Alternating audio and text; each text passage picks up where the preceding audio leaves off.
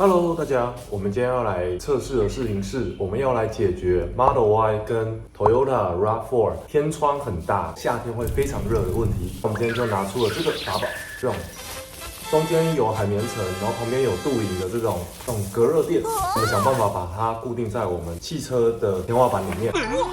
哇，聪明 ！Oh my god！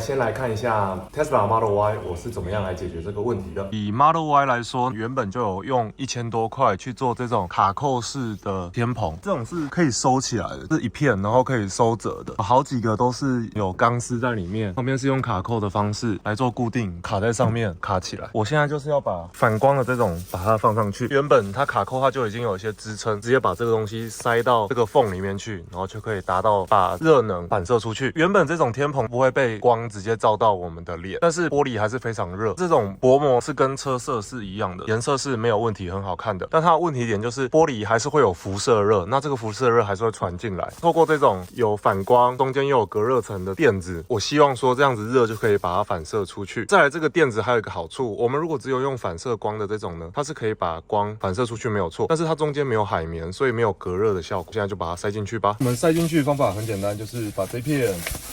它很不错的是，它还可以折叠。OK， 那我们把它放进去，我们就要把它展开，然后从这边直接拉一下，然后就开始把它顺着这边，比较慢慢把它放进去。它的宽度，它是其实是在中间的，所以它不是完整的长度。那我们可以很轻松的，就是把它这样子再放，塞进去。OK。那这样就塞进去了。那这边可能有点折到，前面这里有点折到，那我们就是这样去调整它一下。好的。那我们可以看到这天花板呢，其实不会有太大的差异，就是说它这边是有反光的，然后它是在中间这里的。我们可以看到很简单的是，它会有一个简单的一个范围，但是其实不太影响，因为它的重量很轻，然后这个薄膜是可以撑得住的。好，我们可以看到这边是有小小的一层。如果今天真的很怕热，就是它中间是这样子小小一块，你可以用2块、3块去把这个空间去做多层的堆叠，去把它叠满。在中间这个缝的这个部分呢，你可以去调整它的位置。所以我们其实也可以把它变成是长形的这边一片，长形的一片。后面横着一片，它的长宽大概只需要3片就可以把这个天棚把它放满。这边就是简单 Tesla Model Y 的做法 ，Toyota RAV4 的做法也是类似。那等一下我来展示给大家看，怎么样在 RAV4 上面来把反射片把它放进去。我们这边还有很多组，接下来就要把这边都把它打开，我们来展示说怎么样可以把它放到 RAV4 上面去。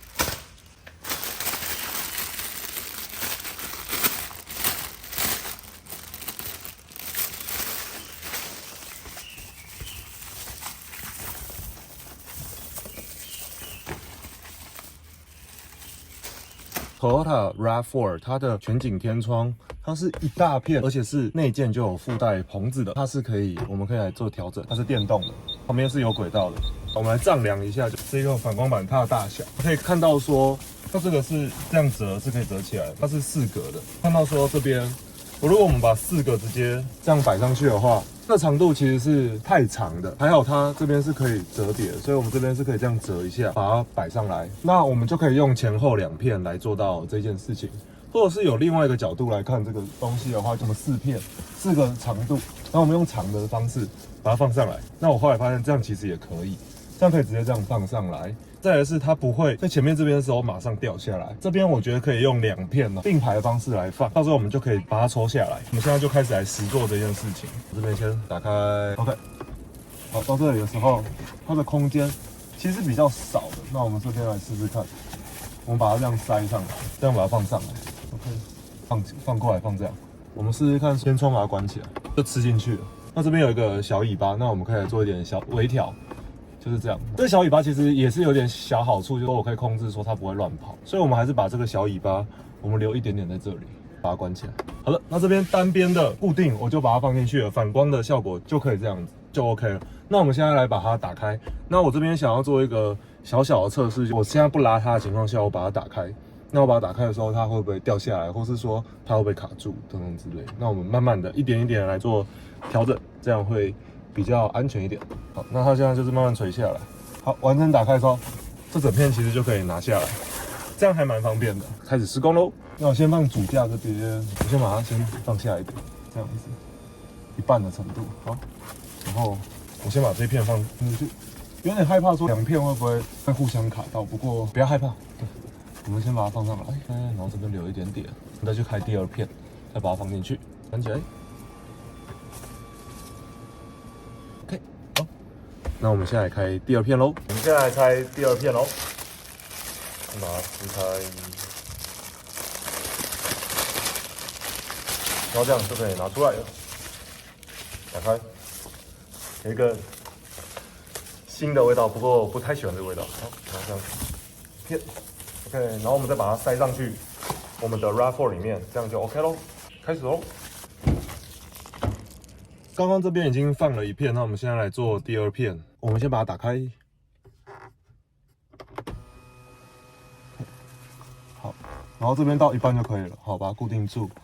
然后这边这一片会有点要掉下来的样子，不过我们把它卡一下，侧边我们卡一下，然后不要碰到轨道。你把这一片一样的，我们把它放进去，在这边放进去以后呢，我们这边就把它简单的卡住，这边简单的卡住，就可以把它关起来了。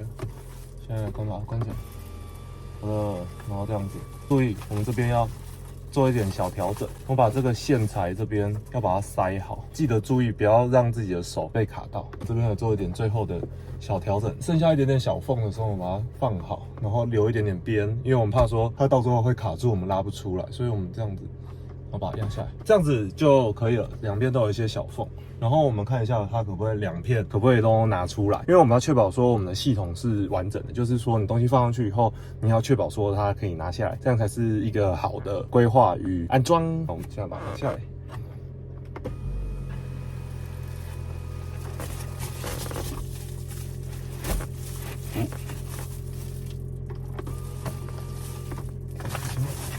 这样就可以先抽出来，不要让它吸到太后面，吸到太后面的话，它会卡住，这样不好。好，那我们就把它做最后的安装哦。就要注意说这个，因为它的厚度是蛮接近的，那我们就再把它关起来。好，这边会有卡到，就它会刚才被有点拉到这样，那我们就慢慢调塞。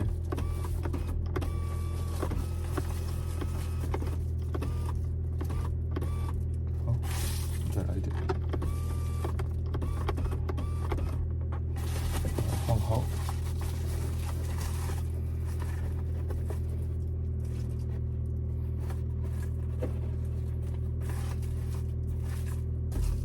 好的，然后我们就把它放起来，调一下。